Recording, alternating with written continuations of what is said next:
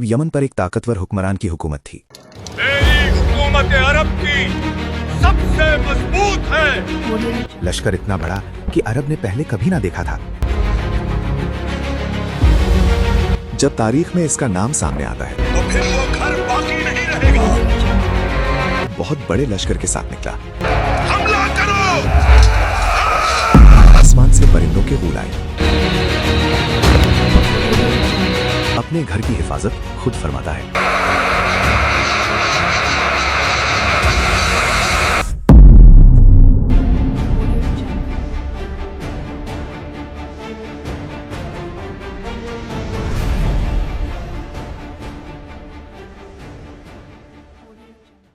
अरब की सरजमीन, खुश्क वादियों, पहाड़ों और रेत के दरमियान एक घर, जिसे सदियों से मुकद्दस माना जाता था।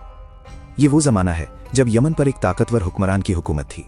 वो हबशा की मदद से इक्तदार में आया और अरब के बड़े हिस्से पर उसका असर कायम हो चुका था। मेरी हुकूमत अरब की सबसे मजबूत है। इस हुक्मरान ने सना में एक बहुत बड़ा और शानदार गिरजाघर तामीर करवाया ताकि अरब के लोग खाना काबा को छोड़कर वहां इबादत के लिए आए। लेकिन तारीख बताती है कि अरब के लोग इस इमारत की तरफ मुतवज्जे ना हुए।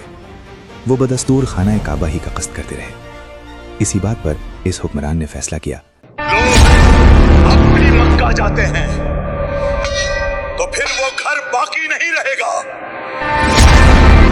कि वो खुद मक्का जाएगा और खाना काबा को ढा देगा। यही वो मौका है, आसमान से परिंदों के गूल आए। इसका मकसद सिर्फ एक था, उस घर को गिराना जिसे अरब सदियों से मुकद्दस मानते आ रहे थे। आज अरब की तकदीर बदलेगी।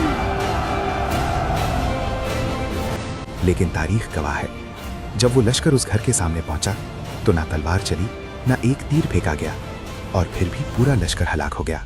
जब तारीख में इसका नाम सामने आता है,